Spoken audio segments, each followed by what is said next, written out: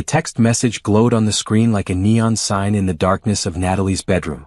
Can't wait to see you tonight, baby. Emma is at soccer practice until 8. Love you always, V. The phone wasn't hers. It belonged to her husband Alexander, who was currently in the shower, humming their wedding song like he didn't have a care in the world. Like he hadn't just destroyed their 5-year marriage with a single message from someone named V. Natalie's hands shook as she read the message again. Emma. That was Alexander's daughter from his first marriage. The same Emma who called Natalie fairy tale mom behind her back, thinking she was stupid enough not to notice. The same Emma who lived with them every other week and had been acting strange lately, giving Natalie looks that seemed to say she knew something Natalie didn't. The bathroom door handle turned. Natalie quickly placed the phone back on the nightstand and pretended to be asleep, her heart hammering against her ribs like a trapped bird. Alexander climbed into bed beside her, his hair still damp from the shower, and kissed her shoulder gently. "Sleep well, beautiful," he whispered, the same words he'd said every night for 5 years. But now those words felt like daggers. How long had he been lying to her? How long had he been sneaking around with this V person while playing the perfect husband at home? Natalie lay awake all night, staring at the ceiling and thinking. V could be Victoria, Veronica, Vivian, or Virginia. But deep in her gut, she already knew who it was. There was only one person from Alexander's past whose name started with V, and that person had been the reason for many fights in their early marriage. Vanessa Rodriguez. His college girlfriend. The one who got away. The next morning, Alexander left for work like any other day, kissing Natalie goodbye and telling her he'd be late because of a client dinner. But Natalie knew better now. She waited exactly 30 minutes after he left, then picked up her laptop and began her investigation. It didn't take long to find what she was looking for. Vanessa's social media showed a recent move back to town. New job at a marketing firm. Recent divorce. And there, in the comments of her posts, were likes and responses from an account that looked suspiciously like a fake profile Alexander might create. Natalie's stomach twisted as she scrolled through months of interaction between them. The flirting was obvious once you knew what to look for. The inside jokes, the references to their shared past, the way Vanessa would post about being lonely and Alexander's fake account would always be the first to respond with comfort. But the worst part came when she found the photos. Hidden deep in Vanessa's tagged photos was a picture from 2 months ago. A restaurant Natalie recognized. The same restaurant where Alexander had claimed to have his client dinner that night. And there he was, sitting across from Vanessa, both of them laughing like teenagers. The date matched perfectly with the night Alexander had come home smelling like perfume and claiming he'd hugged his female client goodbye because she'd had too much wine. Natalie had believed him then. She felt sick thinking about how stupid she'd been. Her phone buzzed with a text from Alexander. "Working late again tonight. Don't wait up. Love you. Love you." The words made her want to throw her phone across the room. Instead, she made a decision. If Alexander was going to lie to her, she was going to find out the complete truth. She grabbed her car keys and drove to Emma's school. It was early dismissal day, and she knew Emma would be waiting for her regular pickup. "Natalie." Emma waved from the school steps, her backpack slung over one shoulder. At 15, she was already taller than Natalie and had her father's dark hair and eyes. "Hey, sweetie. How was school?" Natalie asked as Emma climbed into the passenger seat. "Fine." Emma buckled her seatbelt but avoided eye contact. "Dad said he's working late again tonight." "Yeah, he told me." Natalie pulled out of the school parking lot, her mind racing. "Emma, can I ask you something?" "Sure." "Has your dad seemed different lately? Distracted or anything?" Emma's face went pale. She stared out the window for a long moment before answering. "Why are you asking me that?" "Just wondering. Marriage stuff, you know." "I don't really want to talk about marriage stuff with you." Emma's voice was sharp, and there was something in her tone that made Natalie's chest tighten. "Okay. That's fine." But it wasn't fine. Nothing was fine. They drove the rest of the way home in silence. Emma disappeared into her room immediately, claiming she had homework. But Natalie heard her on the phone, speaking in hushed tones to someone. At 6 o'clock, Natalie made dinner for 2, even though she knew Alexander wouldn't be home. She set the table with their good dishes and lit candles, trying to hold on to some piece of normalcy. But when 7 o'clock came and went, she gave up pretending. She was loading the dishwasher when she heard Emma's door open. Footsteps came down the hallway and Emma appeared in the kitchen doorway. "Natalie? I need to tell you something." Natalie's hands stilled on the plate she was rinsing. "What is it?" Emma shifted her weight from foot to foot, looking younger than her 15 years. I know about Dad and Miss Rodriguez. The plate slipped from Natalie's hands and shattered in the sink. Water splashed everywhere, but she barely noticed. What did you say? I know about Dad and Miss Rodriguez. My teacher from middle school. She's been texting him for months. I saw the messages on his phone when he left it in the car. Emma's voice was small and guilty. I didn't know how to tell you. Natalie gripped the edge of the counter, her knuckles white. Vanessa Rodriguez wasn't just Alexander's college girlfriend. She was Emma's former teacher. The woman who had helped Emma through a difficult time in 7th grade when she was being bullied. The woman Natalie had personally thanked at parent-teacher conferences. The woman who had been in their home multiple times for school events and end-of-year parties. How long have you known? Natalie's voice came out as a whisper. Since before Christmas. They've been meeting up.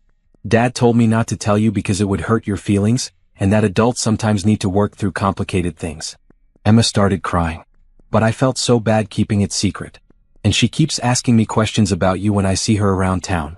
What you like to do, what makes you happy, stuff like that. It's weird. Natalie felt like she was drowning. 6 months. Alexander had been cheating on her for 6 months, and his daughter had known the entire time. Vanessa Rodriguez had been studying her through Emma, learning her habits and preferences like she was gathering intelligence for a war. Emma, I need you to go to your room right now. Are you mad at me? No, baby. I'm not mad at you.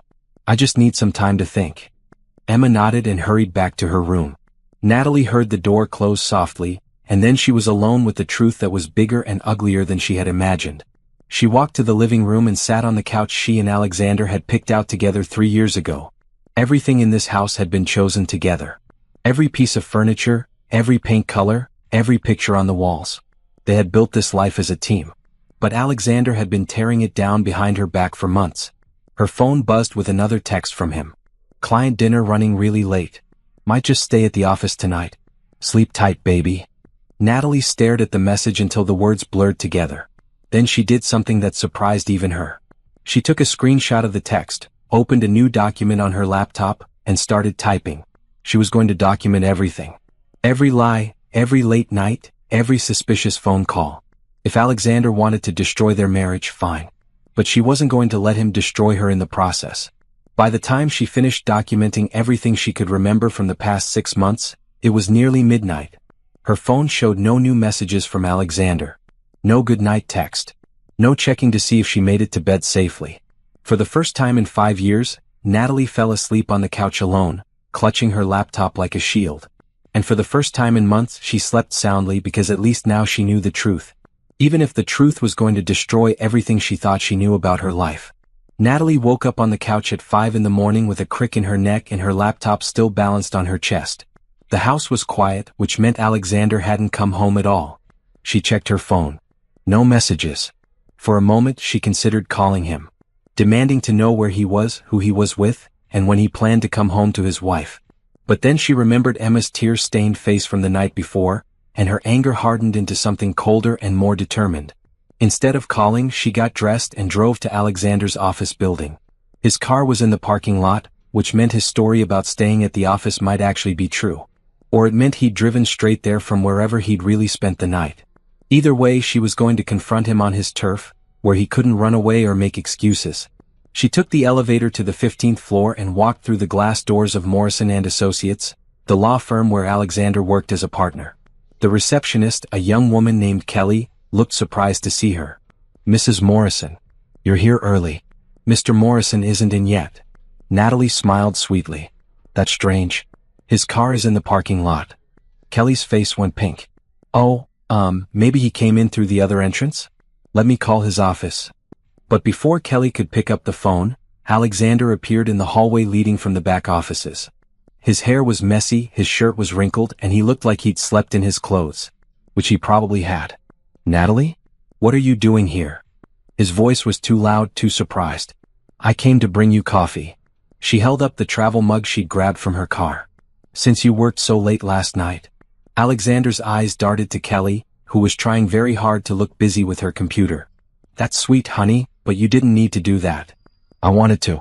Can we talk in your office? She could see him weighing his options. Refusing would look suspicious in front of Kelly. Accepting meant dealing with her questions. But he nodded and led her down the hallway to his corner office. The moment he closed the door behind them, Natalie set the coffee on his desk and turned to face him. Where were you last night, Alexander? I told you. Working late, then I slept here. We have a big case coming up and I needed to. Stop. The word came out sharper than she intended. Just stop lying to me. Alexander's face went pale. I don't know what you're talking about. Natalie pulled out her phone and opened the screenshot she'd taken of his text. You said you were staying at the office. But you texted me at 11:47 p.m. saying you might stay here. The building locks at 11, Alexander. Security doesn't let anyone in or out after that unless it's an emergency. So either you were already here at 11:47, which means you lied about the client dinner, or you weren't here at all. She watched his face cycle through surprise, panic, and resignation. I can explain. I'm sure you can. You're a lawyer. You're good at explanations. Natalie sat down in the chair across from his desk. Go ahead. Explain how you've been cheating on me with Vanessa Rodriguez for 6 months. The color drained completely from Alexander's face. Who told you that? Does it matter? What matters is that it's true. Natalie's voice was surprisingly steady. Emma knows, Alexander. Your 15-year-old daughter has been keeping your affair secret because you told her it would hurt my feelings. Do you have any idea what that's been doing to her? Alexander sank into his desk chair like his legs had given out. It's not what you think. Really? What is it then? Vanessa and we've been talking. Working through some old issues. It's not physical. Natalie laughed, but there was no humor in it. Old issues? She was Emma's teacher, Alexander. She's been in our home. She knows everything about our life because she's been pumping your daughter for information about me. That's not, she wouldn't. Wouldn't what? Use your daughter to spy on your wife? Study my habits so she could figure out the best way to steal my husband? Natalie leaned forward. Tell me, what has she learned about me? What does she know about what makes me happy, what I like to do, how I spend my days? Alexander's silence was answer enough. You know what the worst part is? Natalie continued. I trusted her. When Emma was having trouble in 7th grade, I was grateful to have such a caring teacher. I invited her to our home. I sent her thank you notes. I recommended her to other parents. Natalie, please. Let me explain what really happened. What really happened is that you threw away 5 years of marriage for your college girlfriend. What really happened is that you turned your daughter into an accomplice in your affair. What really happened is that you made me look like a fool while you and Vanessa laughed about it behind my back. Alexander started to speak, but Natalie held up her hand. I'm not done. Here's what's going to happen. I'm going home to pack my things. You can figure out how to explain to Emma why her stepmother is leaving. You can figure out how to explain to your clients why your personal life is about to become very public. And you can figure out how to explain to Vanessa why her dream reunion is going to cost both of you everything. You can't leave. We can work this out. Go to counseling, figure things out. Work what out exactly? The fact that you've been lying to me for months? The fact that you involved your child in your deception? The fact that you chose someone else over the woman who loved you enough to raise your daughter like she was her own? Natalie stood up and walked to the door. But before she opened it, she turned back to face him one more time. You know what Emma called me yesterday? When she was trying to work up the courage to tell me about your affair? She called me her fairy tale mom. She said I made her believe in happy endings. Alexander's eyes filled with tears. Natalie, don't do this. We can fix this. No, we can't. Because you didn't just cheat on me, Alexander. You stole that little girl's belief in fairy tales. And that's something I can never forgive. Natalie walked out of his office, through the reception area and into the elevator. She didn't look back. But she could hear Alexander calling her name until the elevator doors closed. The drive home took 20 minutes, but it felt like hours. By the time she pulled into their driveway, Emma was already waiting on the front porch with her school backpack. Is it true? Emma asked as Natalie walked up the steps. Are you leaving? Yes, sweetheart. I am. Emma started crying immediately. It's my fault. I should have told you sooner. I should have made Dad stop. Natalie dropped her purse and gathered Emma into her arms. This is not your fault. None of this is your fault. Your father made choices and now there are consequences. But you didn't do anything wrong.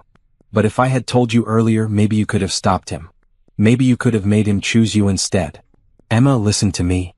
Natalie held the girl's face in her hands. Your father didn't choose Vanessa over me.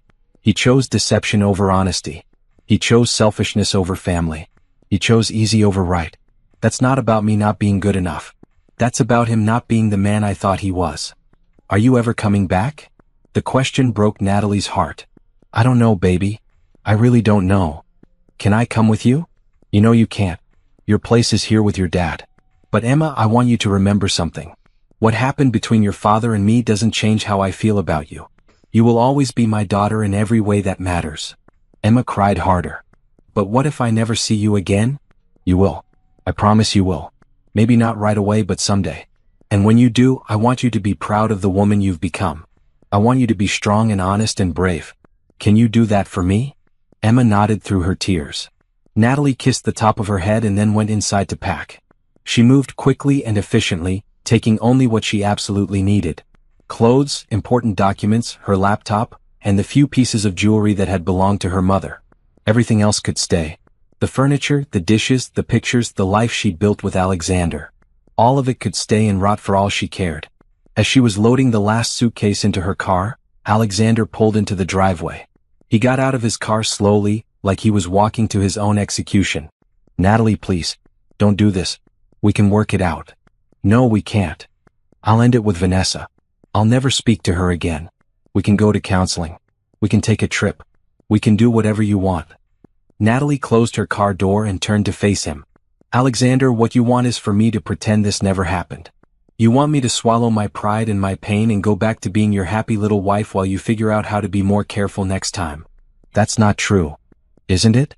Because if you really wanted to fix this, you would have ended it with Vanessa the moment you realized you still had feelings for her.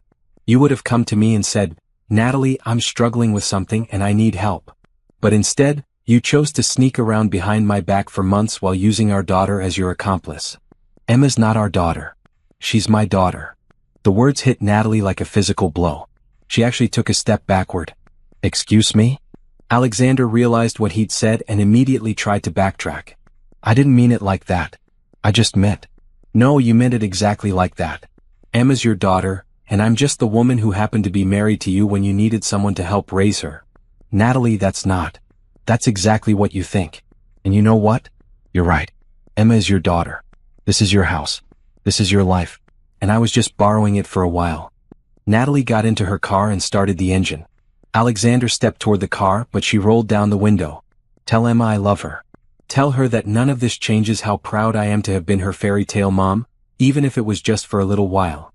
She backed out of the driveway and drove away, leaving Alexander standing in front of the house they'd shared for 5 years. In her rearview mirror, she could see Emma watching from her bedroom window. The sight nearly broke her resolve, but she kept driving. Because sometimes, the only way to save yourself is to walk away from everyone you love. Even when it destroys you to do it. Natalie drove for 3 hours before she realized she had no idea where she was going. She'd been running on pure adrenaline since walking out of Alexander's office.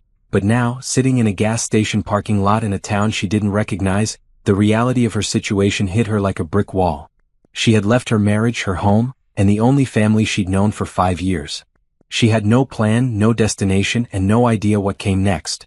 Her phone had been buzzing constantly for the past hour. Alexander calling, texting, leaving voicemails that she deleted without listening to. Emma had sent several messages too, but those hurt too much to read.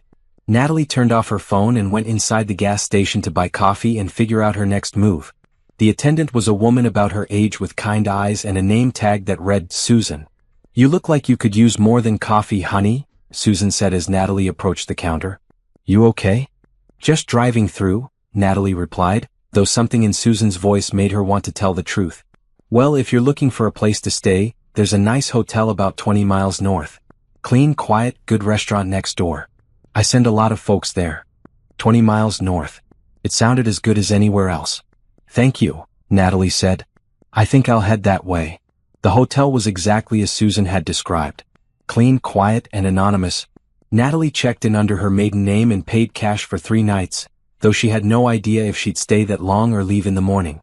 Her room was on the 3rd floor with a view of a small lake surrounded by trees.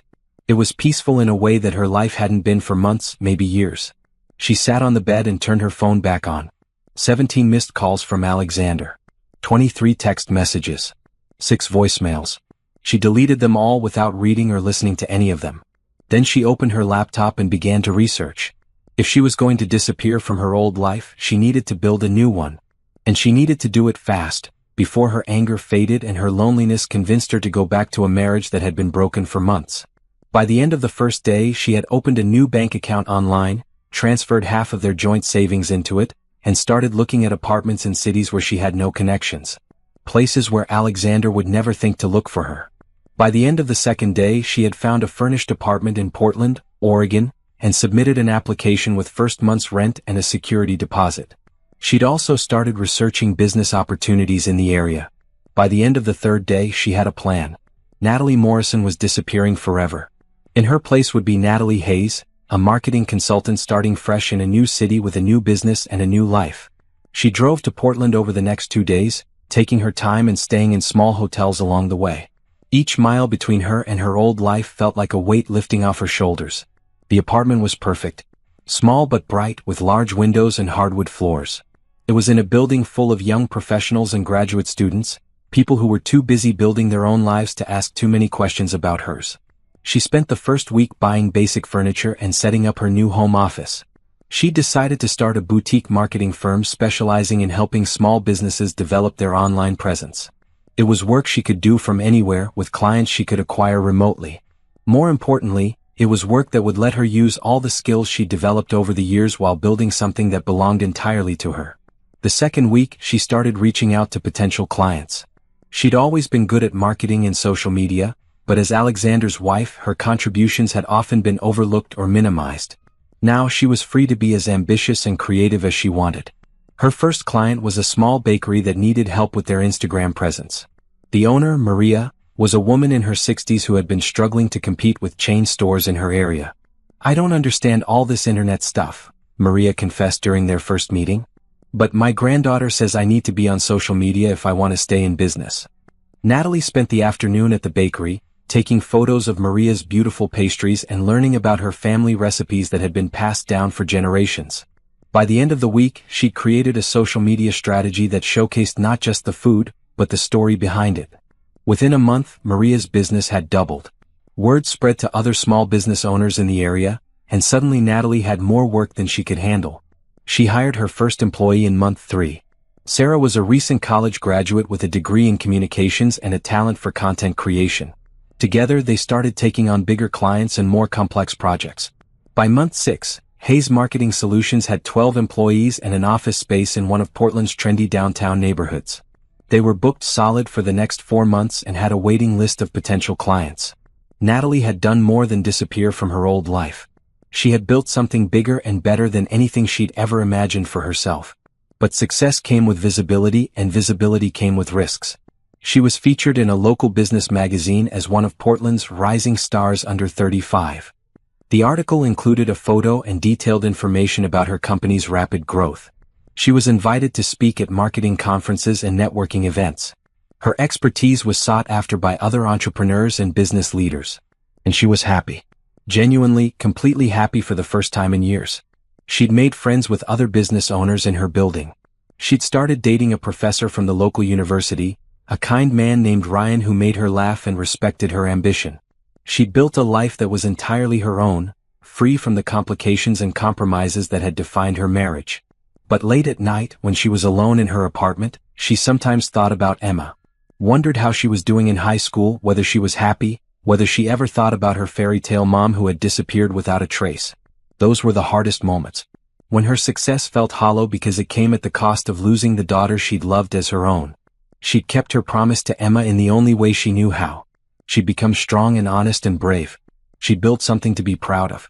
But she'd done it by walking away from the person who mattered most. And some nights, lying in her beautiful apartment in her successful life, she wondered if it had been worth it. Until she remembered Alexander's words, "Emma's not our daughter. She's my daughter." Then she remembered why she'd left and why she could never go back. Even if part of her heart would always belong to a 15-year-old girl who had called her fairy tale mom and believed in happy endings. 6 months after leaving her old life behind, Natalie stood in front of the floor-to-ceiling windows of her downtown Portland office, watching the morning rush hour traffic below. Hayes Marketing Solutions occupied the entire 23rd floor of the building, with a team of 15 employees and client contracts worth more than she'd ever dreamed possible. Her assistant Sarah knocked on the door frame. "The Peterson Group is here for their presentation." Natalie nodded, smoothing down her navy blue blazer. The Peterson Group was their biggest potential client yet, a chain of boutique hotels that wanted to rebrand their entire digital presence. Landing this contract would put Hayes Marketing Solutions on the map as a major player in the Pacific Northwest. Give me 2 minutes, then send them to the conference room. Natalie gathered her presentation materials and took a deep breath. 6 months ago, she'd been a cheated-on housewife with no career and no prospects. Today, she was about to close $1 million deal with one of the region's most successful companies. The transformation still surprised her sometimes. The Peterson Group team consisted of 3 executives, including the company's founder, Margaret Peterson herself. Margaret was a woman in her 70s who had built her hotel empire from a single bed and breakfast she'd inherited from her grandmother. "Ms. Hayes," Margaret said, shaking Natalie's hand with a firm grip, "I've heard impressive things about your company. Thank you, Mrs. Peterson. We're excited to show you what we can do." The presentation went flawlessly.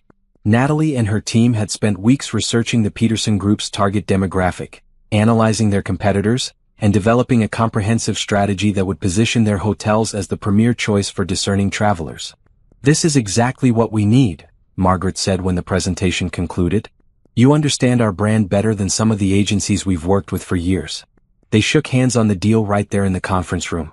A 12-month contract worth $1.2 million with options for renewal and expansion.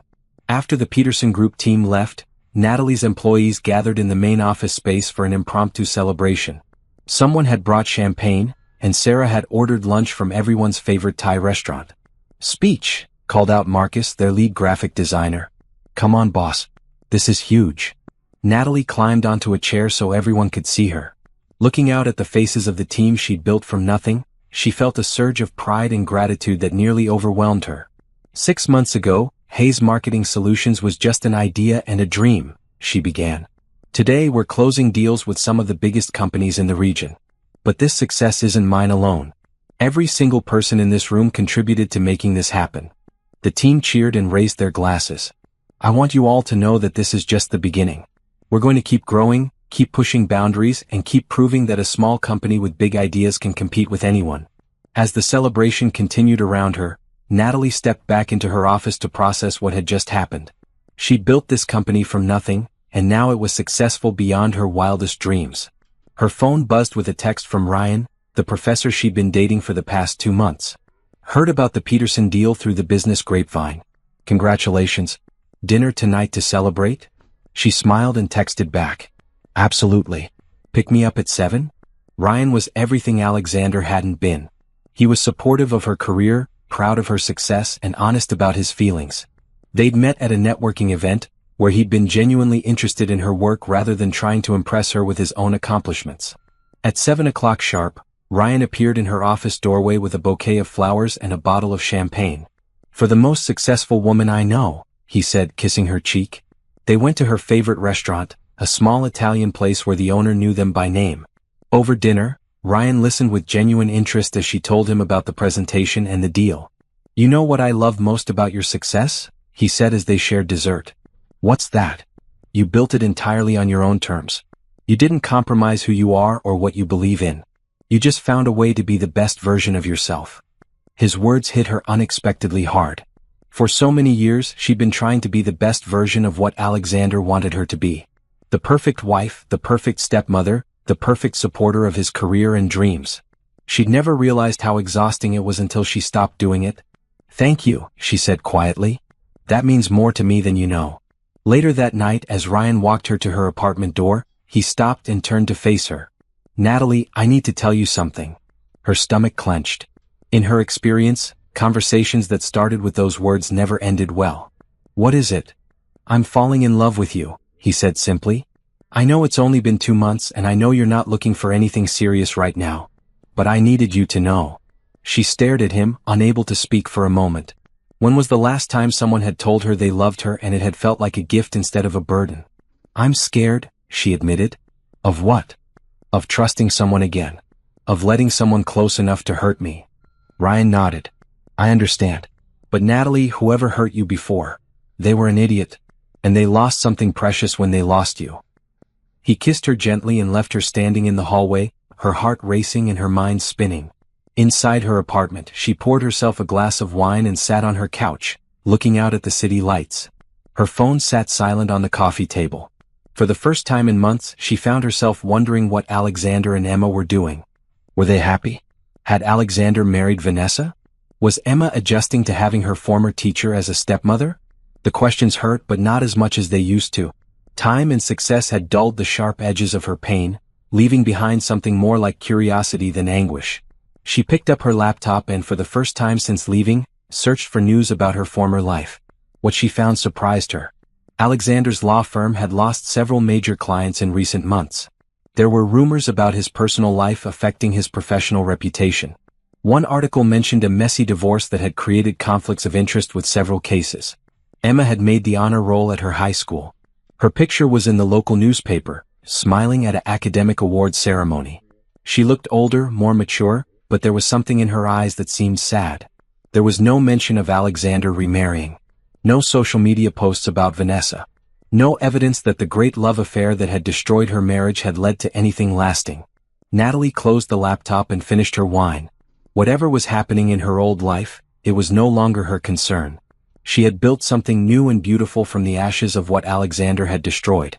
And tomorrow she would keep building. 1 year after leaving her marriage, Natalie stood on the stage of the Portland Convention Center, looking out at an audience of 500 business leaders and entrepreneurs. She was the keynote speaker at the Pacific Northwest Marketing Summit, the youngest person ever to hold that honor. Success isn't about having the perfect plan, she told the audience. It's about having the courage to start over when your first plan falls apart. The words carried extra weight because she was living proof of them. Hayes Marketing Solutions had grown from a one-woman operation to a company with 35 employees and offices in 3 cities. They'd been featured in Forbes Incorporated magazine and the Wall Street Journal. But more than the business success, Natalie had found something she'd never had before: complete ownership of her life and choices. After her speech, she was surrounded by people wanting to network, ask questions, and pitch their own ideas. She smiled and shook hands and exchanged business cards, but her attention was caught by a familiar face in the crowd. Rebecca Chin, the woman who had been her closest friend during her marriage to Alexander. Rebecca was trying to get her attention from across the room, but the crowd was too thick. Natalie excused herself from the conversation she was having and made her way over to Rebecca, her heart pounding. This was the first person from her old life that she'd seen since leaving. Natalie? Oh my God, I can't believe it's really you. Rebecca's eyes were wide with shock. I've been trying to find you for months. Rebecca. Natalie wasn't sure whether to hug her or run away. What are you doing here? I work for a tech company now. We were hoping to get Hayes Marketing Solutions to bid on a project. Rebecca shook her head in amazement. I had no idea you were the owner. When I saw your name in the program, I thought it had to be a coincidence. They found a quiet corner of the convention center where they could talk privately. Natalie, everyone's been worried sick about you. You just disappeared.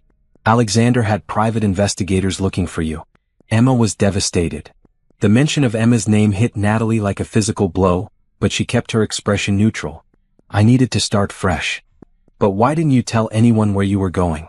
Why didn't you at least let Emma know you were okay? Because I knew if I stayed in contact with anyone from my old life, I'd never be able to move forward. Natalie's voice was steady, but her hands were shaking. I had to cut all ties completely. Rebecca studied her face. You look different, stronger, happier. I am. But Natalie, there are things you should know. About what happened after you left. Natalie didn't want to know, but she found herself asking anyway. What things? Alexander and Vanessa. It didn't work out. She left him after about 3 months. Apparently, she thought he was going to leave you for her, but when you left on your own, she realized he'd never actually made a choice. She said she didn't want to be someone's consolation prize. The irony wasn't lost on Natalie. Vanessa had helped destroy her marriage, only to discover that Alexander wasn't the prize she'd thought he was. And Emma? Natalie asked quietly. She's been struggling. She blames herself for everything. She thinks if she'd told you about the affair sooner, you might have stayed and fought for your marriage. That's not true. I know that and you know that, but she's 17 now and she's been carrying this guilt for over a year. She asks about you constantly. She's been accepted to several good colleges, but she's talking about taking a gap year to try to find you and apologize. Natalie felt tears threatening for the first time in months. She has nothing to apologize for. You need to tell her that. Natalie, I understand why you left. I probably would have done the same thing. But that kid loves you. She always has. And she's hurting. Before Natalie could respond, her assistant Sarah appeared at her elbow. Natalie, I'm sorry to interrupt, but the Peterson Group executives are here for your lunch meeting. Natalie nodded and turned back to Rebecca. I have to go. It was good to see you, Rebecca. Wait. Rebecca pulled out her phone. Let me give you my number. And Natalie? Think about what I said. About Emma. Natalie took Rebecca's number but didn't make any promises. She had a business to run and a life to live. She couldn't afford to be pulled back into the drama of her past. But as she walked toward her lunch meeting, she couldn't stop thinking about Emma. 17 years old and planning to give up her college opportunities to search for the woman who had raised her for 5 years and then vanished without a trace. The lunch meeting went well. The Peterson Group wanted to expand their relationship with Hayes Marketing Solutions, potentially doubling their contract. It should have been a moment of triumph, but Natalie found herself distracted. That evening, she and Ryan had dinner at their usual restaurant. He could tell something was bothering her. You've been quiet tonight, he said. Everything okay? Natalie told him about running into Rebecca and what she'd learned about Emma. Sounds like you have a decision to make, Ryan said when she finished. Do I? I mean, what's done is done. I can't go back and change how I left. No, but you could reach out to Emma now. Let her know you're okay and that you don't blame her for anything. And then what? Stay in contact with her? Pretend we can have some kind of relationship when her father is my ex-husband who cheated on me? Ryan reached across the table and took her hand. Natalie, you're one of the strongest people I know. You built an incredibly successful business from nothing. You created a whole new life for yourself. But you're still running from this one thing. I'm not running from anything. Aren't you? You left without saying goodbye to someone you loved like a daughter. You've spent a year avoiding any contact with your old life. That sounds like running to me. His words stung because they were true. She had been running. From the pain, from the complications, from the messy emotions that came with staying connected to people who had hurt her. What if I reach out to her and it just makes things worse? Natalie asked. What if you don't reach out to her and she spends the rest of her life thinking you left because of something she did? That night, Natalie lay awake thinking about Emma. The little girl who had been 12 when Natalie married her father. The teenager who had called her fairy tale mom. The young woman who was now 17 and carrying guilt that didn't belong to her. She thought about the promise she'd made when she left. That Emma would always be her daughter in every way that mattered. She'd kept that promise in her heart, but Emma didn't know that. Emma thought she'd been abandoned by the only mother figure she'd ever really known. At 3 a.m, Natalie got up and went to her laptop. She opened a new email and stared at the blank screen for a long time. Then she began to type. Dear Emma, I know it's been over a year since I left, and I know you probably have a lot of questions about why I disappeared the way I did. I want you to know that leaving you was the hardest thing I've ever done, and not a day goes by that I don't think about you. I also want you to know that nothing that happened between your father and me was your fault. You were a child caught in the middle of adult problems, and I never should have put you in that position. I'm proud of the young woman you've become. I saw your picture in the newspaper when you made the honor roll and I couldn't stop smiling. You're going to do amazing things with your life. I hope someday you can forgive me for leaving the way I did. I hope you understand that I didn't leave because I stopped loving you. I left because I had to save myself, and I didn't know how to do that while staying connected to a situation that was destroying me. You will always be my daughter in every way that matters. Nothing will ever change that. Love always, Natalie. She read the email 3 times, then closed the laptop without sending it. Some bridges, once burned, couldn't be rebuilt with just words. But maybe someday she'd be brave enough to try. 2 years after leaving her marriage, Natalie's life had taken on a rhythm that felt both comfortable and exciting. Hayes Marketing Solutions had expanded to include offices in Seattle, San Francisco, and Denver. She'd been named to the 40 Under 40 list by Business Journal and had been invited to speak at conferences across the country. Her relationship with Ryan had deepened into something steady and supportive. They'd moved in together 6 months ago, and while they'd talked about marriage, both of them seemed content to let their relationship develop naturally without pressure or timelines. On a Tuesday morning in March, Natalie was reviewing contracts in her office when Sarah knocked on her door. There's someone here to see you, Sarah said. She doesn't have an appointment, but she says it's personal. Natalie looked up from her papers. Did she give a name? Emma Morrison. The contracts scattered to the floor as Natalie's hands went numb. Emma. Here. In her office. Should I send her in? Sarah asked, concerned by Natalie's reaction. Yes. No. Wait. Natalie stood up and smoothed her skirt, her heart racing. Give me 2 minutes, then send her in. Sarah nodded and closed the door. Natalie rushed to her desk mirror and checked her appearance, though she wasn't sure why it mattered. She looked professional and successful, which was good. But she also looked older, more serious than the woman who had raised Emma for 5 years. A soft knock interrupted her thoughts. Come in. The door opened and Emma stepped into the office. She was 18 now and the transformation was startling.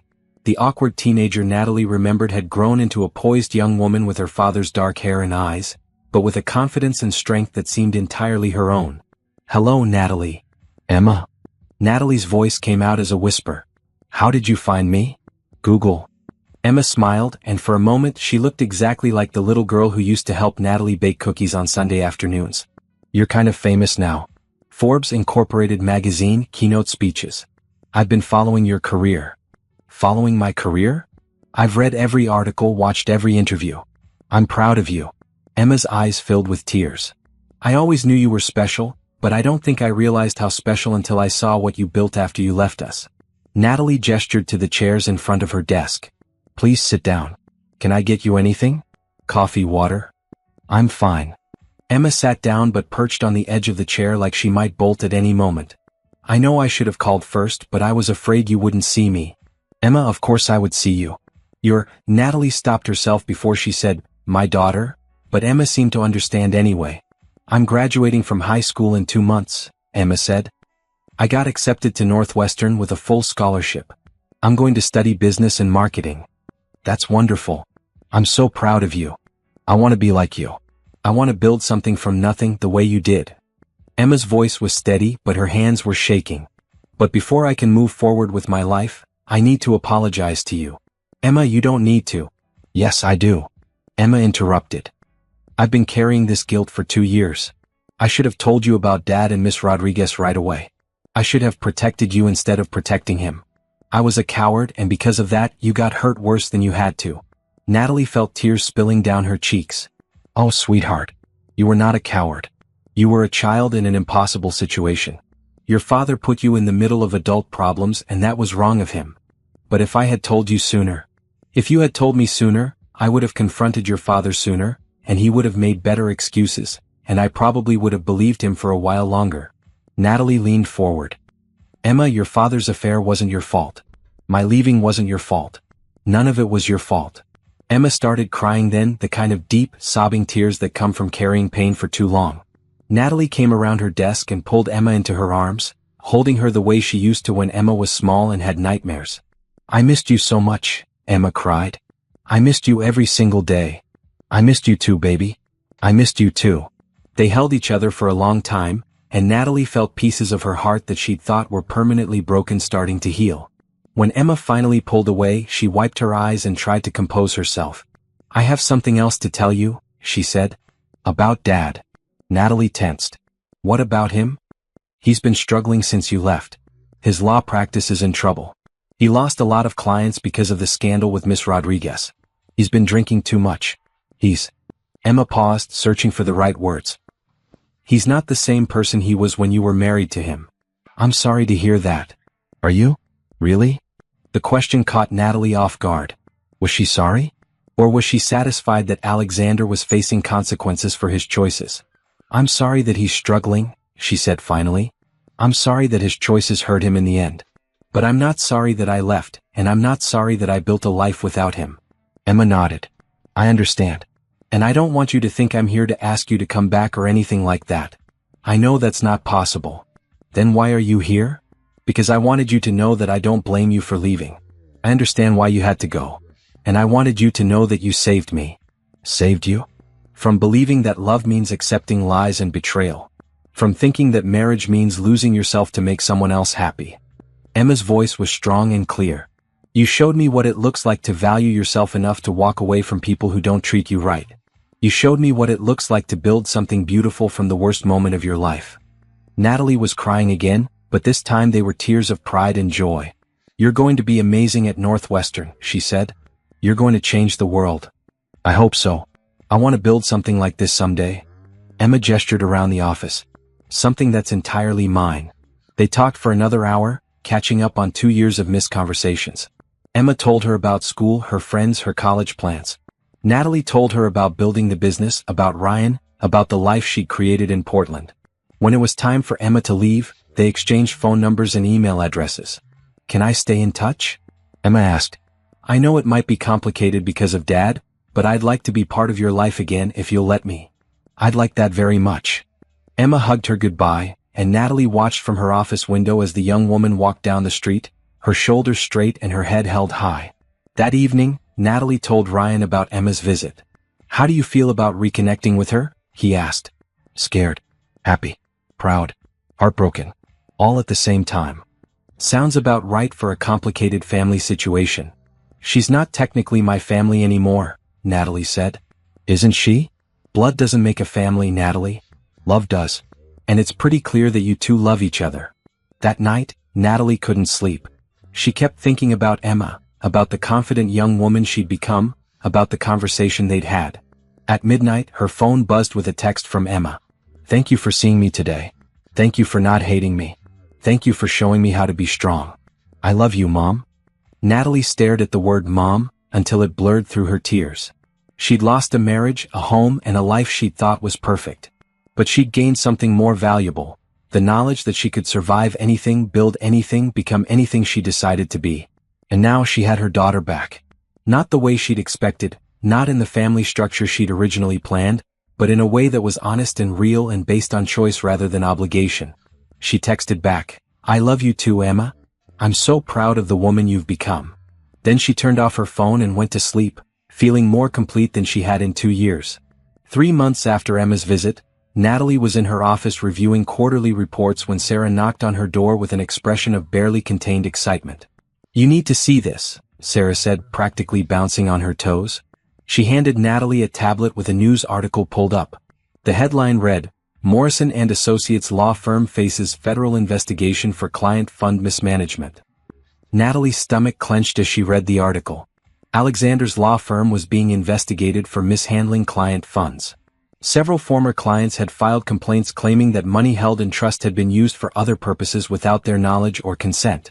"There's more," Sarah said, swiping to another article. "This one came out this morning." The second article was worse. It detailed a class action lawsuit against the firm, with clients claiming that Alexander had used their settlement funds to cover the firm's operating expenses and personal debts.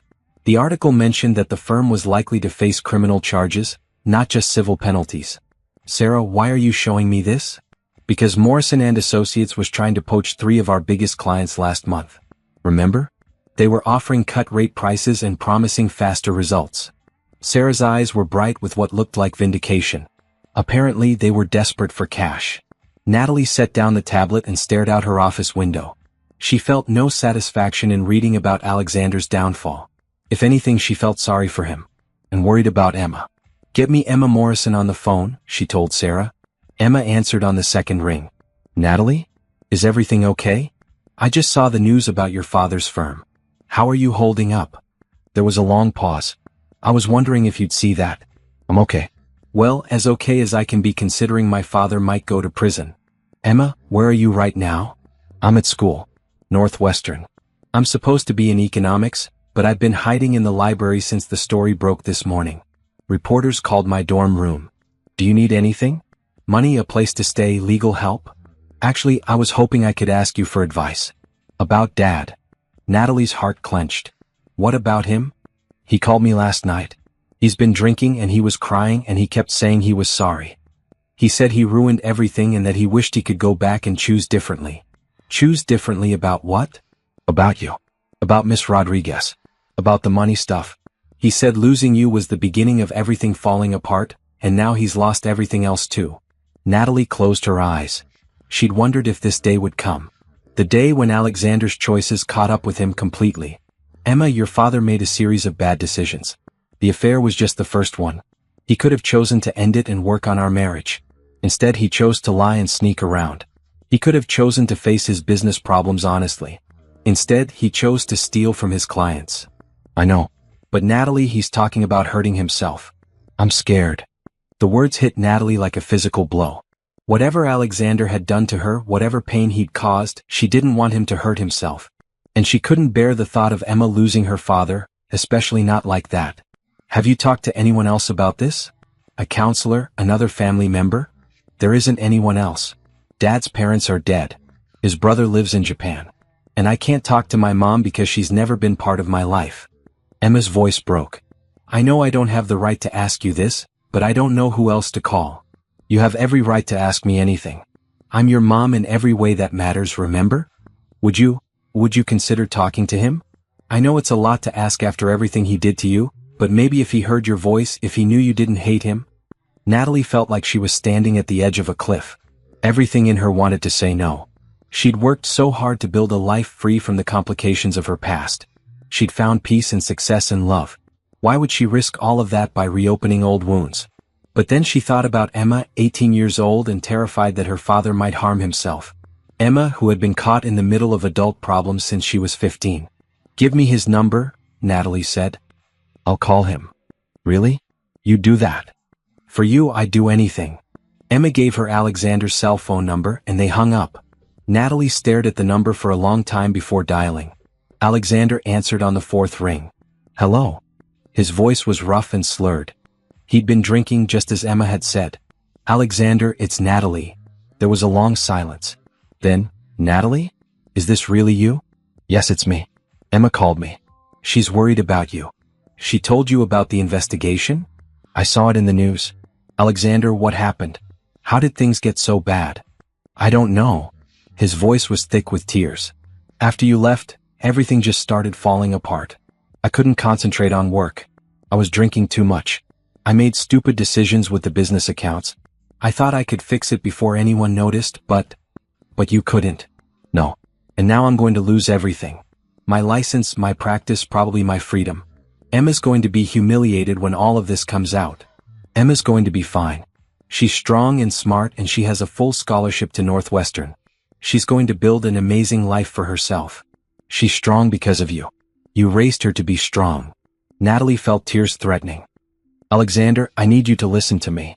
Whatever happens with the legal stuff, whatever consequences you face, you have to be there for Emma. She needs her father. She'd be better off without me. Everyone would be better off without me. That's not true. Emma loves you.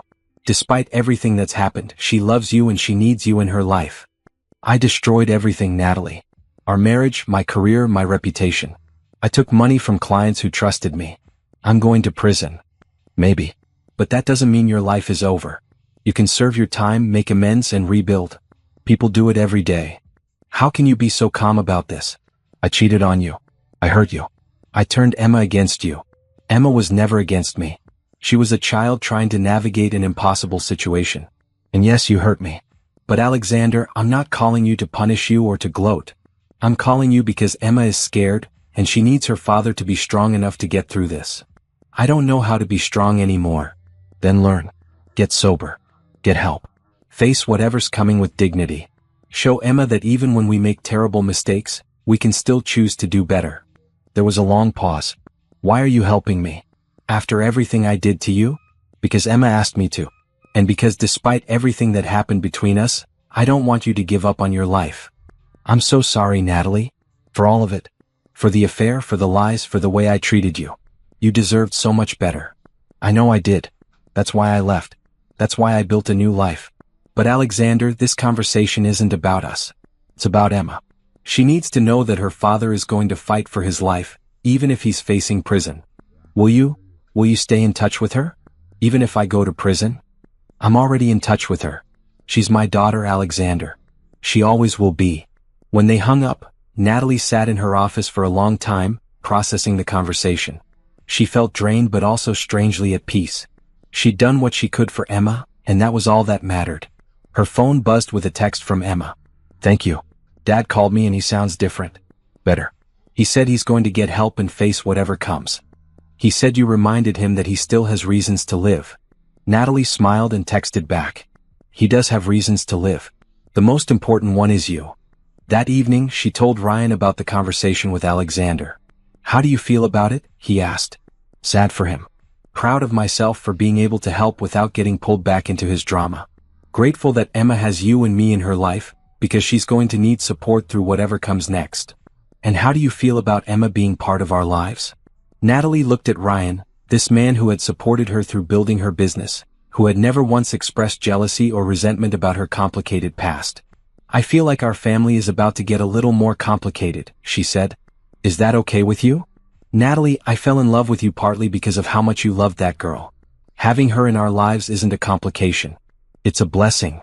And as Natalie looked around at the life she'd built, at the man who loved her unconditionally and the daughter who had found her way back to her, she realized that sometimes the best revenge isn't hurting the people who hurt you. Sometimes the best revenge is building something so beautiful that it makes their betrayal look like the gift it actually was. 6 months later, Natalie was sitting in the boardroom of the Peterson Group, presenting a proposal that would expand their partnership into international markets. The contract was worth $15 million over 3 years, the largest deal in Hayes Marketing Solutions history. This is exactly the kind of innovative thinking we need, Margaret Peterson said after the presentation. Your company has exceeded our expectations at every turn. As they were signing the contracts, Margaret's assistant slipped into the room and whispered something in her ear. I'm sorry to interrupt, Margaret said, but there's a gentleman here who insists he needs to speak with Ms. Hayes. He says it's urgent. Natalie's stomach clenched. Only one person from her past would be bold enough to track her down at a business meeting. I'll handle this, she told Margaret. Please excuse me for a moment. She followed the assistant out to the reception area, where Alexander stood waiting. He looked older and thinner than she remembered, wearing a suit that seemed too big for him. His face was clean-shaven but drawn, with dark circles under his eyes. Alexander, what are you doing here? I need to talk to you. It's about Emma. Is she okay? She's fine. But Natalie, there's something you need to know. Natalie led him to a small conference room where they could speak privately. What's going on? The criminal case against me is going to trial next month. My lawyer says I'm probably looking at 3 to 5 years in prison. I'm sorry to hear that. That's not why I'm here. I'm here because Emma is planning to drop out of Northwestern to be closer to me during the trial. She wants to transfer to a local college so she can visit me in prison. Natalie felt like she'd been punched in the stomach. She can't do that. She has a full scholarship to one of the best business schools in the country. I know. I tried to talk her out of it, but she won't listen to me. She says she's not going to abandon her father the way. Alexander's voice trailed off. The way I abandoned you? She didn't say that exactly, but that's what she meant. Natalie was quiet for a moment, processing what she'd heard. Emma was sacrificing her future out of some misguided sense of loyalty, trying to make up for the fact that her stepmother had left when things got difficult. Alexander, I need you to listen to me very carefully. Emma is not responsible for fixing your mistakes or managing your consequences. She's 18 years old. She should be focused on her education and her future, not on visiting you in prison. I know that. But she won't listen to me. Then I'll talk to her. Would you? Because Natalie, if she throws away her scholarship for me, I'll never forgive myself. She's brilliant. She could do anything with her life. She's going to do everything with her life. I won't let her sacrifice her future for this. Alexander looked at her with something like wonder. You still love her like she's your own daughter. She's my own daughter. Being divorced from you doesn't change that. I know I have no right to ask you for anything else, but Emma's going to need support through this trial.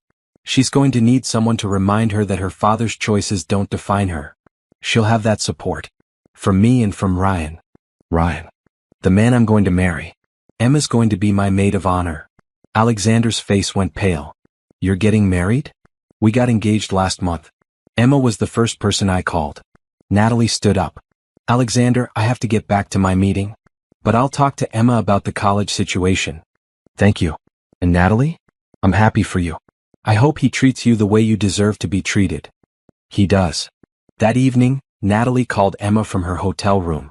I heard about your plan to transfer schools, she said without preamble. Dad told you? Emma, you cannot throw away your education for this. I'm not throwing it away. I'm just changing schools. There are good business programs at colleges here. But none as good as Northwestern. Emma, your father is going to prison because he made bad choices.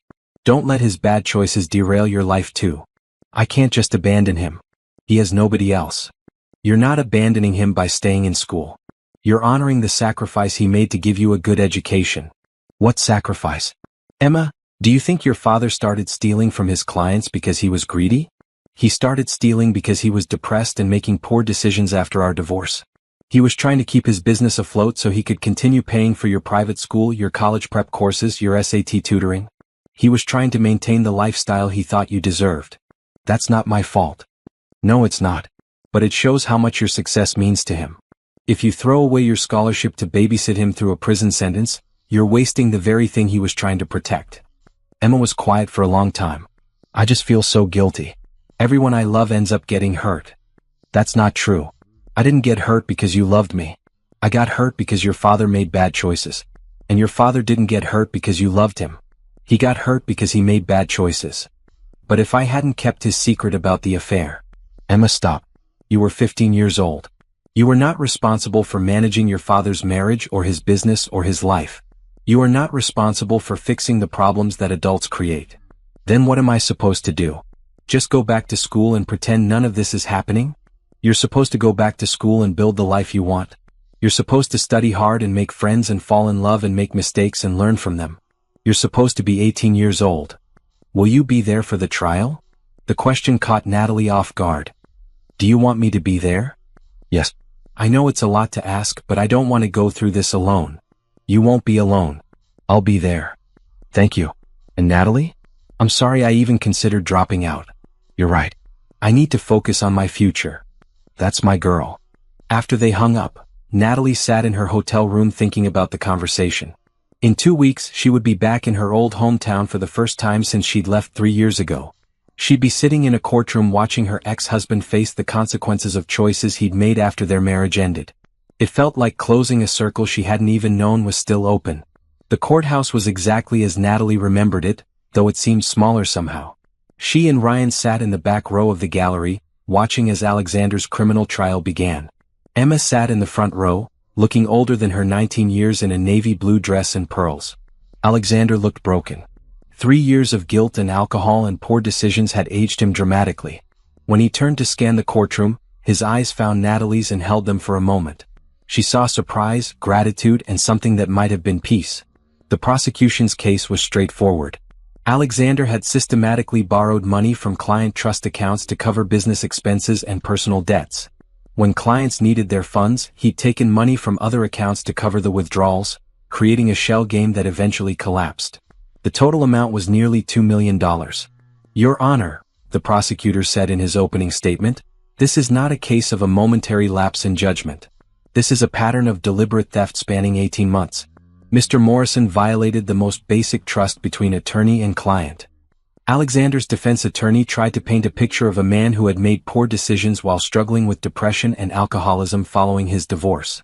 But the facts were damning and everyone in the courtroom knew it. During the lunch break, Natalie and Ryan met Emma at a small cafe near the courthouse. How are you holding up? Natalie asked. I keep thinking about all the clients he hurt. People who trusted him with their money, their futures. One of them was an elderly woman who lost her entire settlement from a car accident. Your father will make restitution as part of his sentence. It won't fix everything, but it's something. I know. But Natalie, what if people find out I'm his daughter when I start my career? What if they think I'm like him? Ryan leaned forward. Emma, you're not responsible for your father's reputation. You'll build your own reputation based on your own choices and actions. Besides, Natalie added, you're not Emma Morrison anymore when it comes to your career. You're Emma Hayes. Emma looked confused. What do you mean? I legally adopted you last month. Ryan and I both did.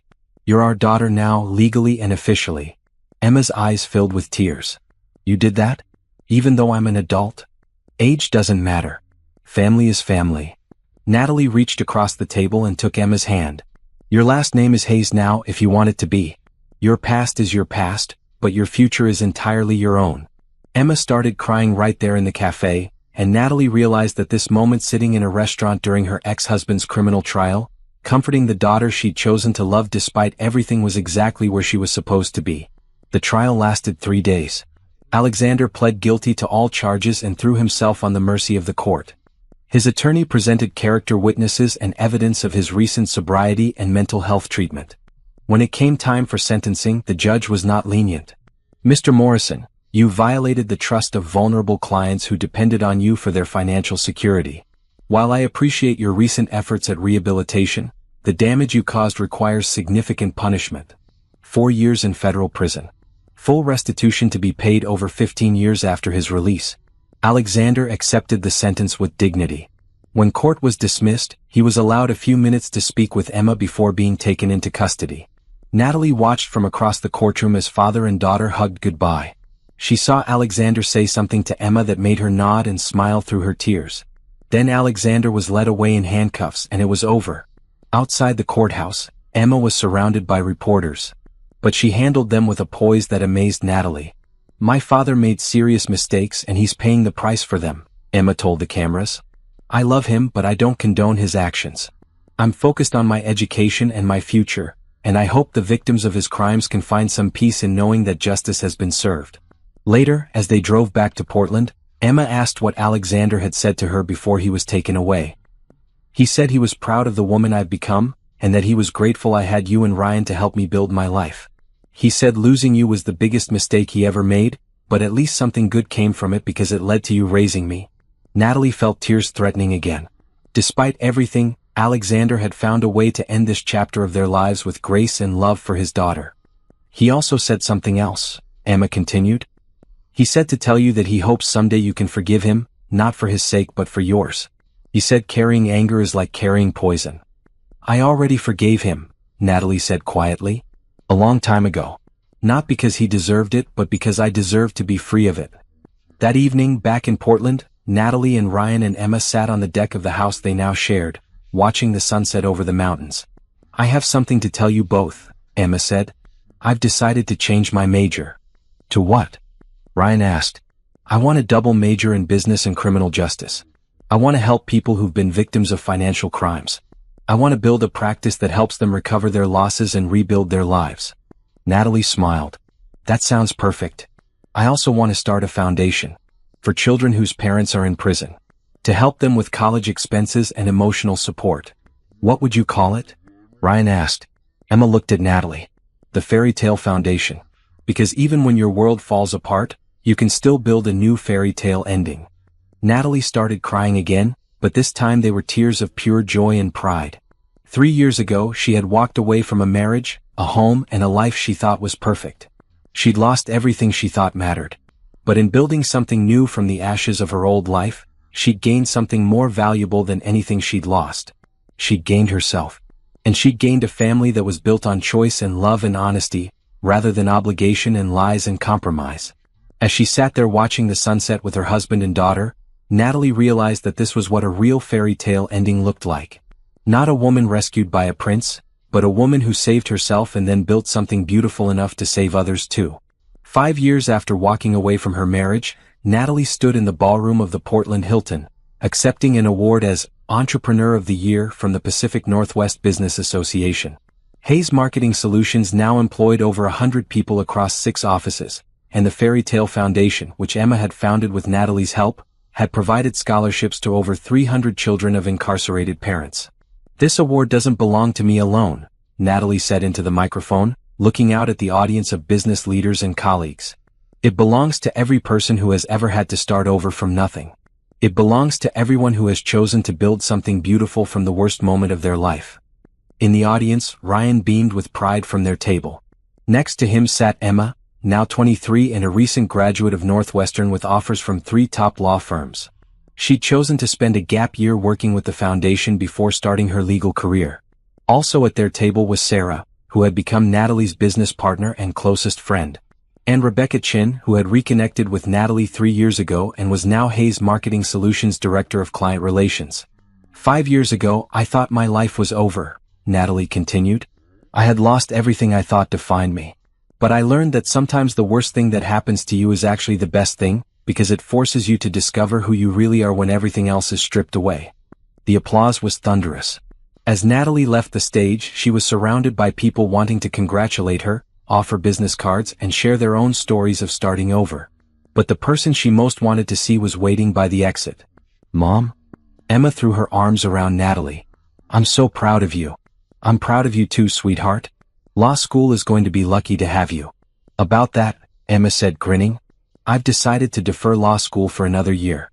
I want to expand the foundation nationally first. There are kids all over the country who need what we're providing. Natalie smiled. Emma had inherited her drive and ambition, but she channeled it toward helping others rather than just building wealth. Whatever you decide, you have our full support. Later that evening, at the after-party in their hotel suite, Natalie stepped out onto the balcony for some air. Ryan followed her. "Penny, for your thoughts," he said, wrapping his arms around her from behind. "I was thinking about Alexander." "Really? On tonight of all nights?" "He gets out of prison next month. Emma wants to visit him. How do you feel about that?" "I think it's good for both of them. She needs to forgive him so she can move forward completely. And he needs to see what an amazing woman his daughter has become." "And what about you? Any interest in seeing him?" Natalie considered the question. "Maybe someday. When enough time has passed that we can just be two people who used to know each other. When there's no pain left, just history." "You're a remarkable woman, Natalie Hayes." She turned in his arms and kissed him. "I'm a woman who learned that the best revenge is a life so good that you forget why you wanted revenge in the first place." 6 weeks later, Emma called Natalie from the parking lot of the federal prison where Alexander was being released. "How did it go?" Natalie asked. "Good. Strange but good. He looks older but healthier. He's been sober for 4 years, and he's completed his GED teaching certification. He's going to work with a literacy program for ex-offenders." "That sounds like good work for him." "Mom, he asked me to tell you something." "What's that?" "He said thank you. For raising me to be strong enough to survive his mistakes. For giving me a family that could support me through this. And for showing me that it's possible to build something beautiful from the worst moments of your life." "He doesn't need to thank me for loving you, Emma. That was never a sacrifice." "I know. But I think he needed to say it." That evening, Natalie was working late in her office when her phone buzzed with a text from an unknown number. "Natalie, this is Alexander. Emma gave me your number. I hope that's okay. I wanted you to know that I saw the news about your award and your company's success. I'm proud of what you've built. You deserved every bit of happiness you've found. Thank you for being the mother Emma needed when I couldn't be the father she deserved. I hope someday you can think of our time together as something that led to good things, rather than something that caused pain." Natalie stared at the message for a long time.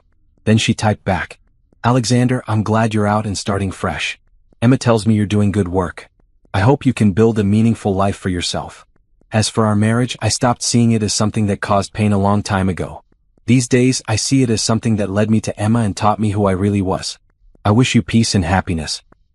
She sent the message and then deleted his number from her phone. That chapter of her life was truly closed now. 3 months later, Natalie and Ryan stood in their backyard, surrounded by friends and family, exchanging vows in a ceremony that felt like a celebration of everything they'd built together. Emma served as Natalie's maid of honor, reading a poem she'd written about fairy tale endings that you create yourself. "Once upon a time," Emma read, "there was a woman who thought her story had ended. But she learned that endings are really just beginnings in disguise. She learned that the most beautiful fairy tales are the ones where the princess saves herself and then builds a kingdom so magnificent that everyone wants to know how she did it." As Natalie and Ryan kissed to seal their marriage, she caught sight of the Hayes Marketing Solutions building in the distance, with its 50 employees who depended on the company she'd built from nothing. She thought about the Fairy Tale Foundation, which now had offices in 12 cities and had helped over 1,000 children. She thought about Emma, brilliant and driven and kind, preparing to start law school with plans to specialize in helping victims of financial crimes. She thought about her life, which had turned out to be more beautiful and meaningful than anything she'd ever imagined for herself when she was young, and believed that happiness came from being chosen by someone else. And she realized that this was what victory looked like. Not revenge against the people who had hurt her, but a life so full of love and purpose and joy that their betrayal became just a small chapter in a much larger, more beautiful story. As she danced with Ryan at their reception, surrounded by the family they'd chosen and the community they'd built, Natalie smiled. She had indeed gotten her fairy tale ending. She just had to write it herself.